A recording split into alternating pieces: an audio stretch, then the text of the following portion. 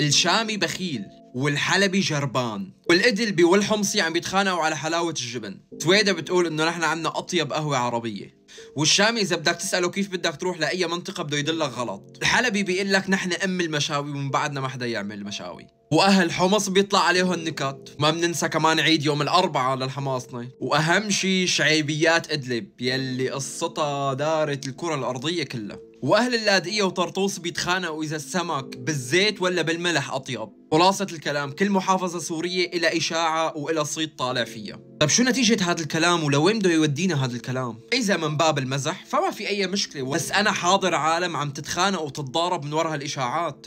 فبعتقد لهون وبس. بهالسنة الجديدة وبعد التحرير خلينا نفتح صفحة جديدة وننسى هاي الأقاويل يلي بنحكيها كلياتنا عن محافظات سوريا، لأنه لا الشامي بخيل، لأنه البخل بيتواجد بكل المناطق. ما فينا نعمم هذا الكلام على حدا.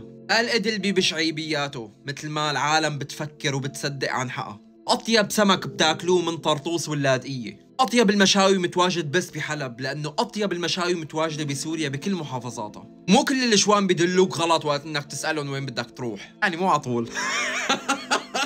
بكفي يتخانقوا أهل حما وأهل حمص على حلاوة الجبن، لأنه الأكلة أصلا سورية، فانتهى الموضوع. أنا برأيي حاج بقى نعير بعض بالكومنتات، حاج نحكي على بعض بين المحافظات.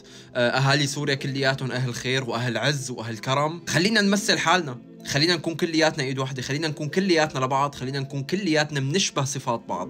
وأنا شامي مالي بخيل، ولو سألتني وين بدك تروح رح جاوبك صح. السلام عليكم.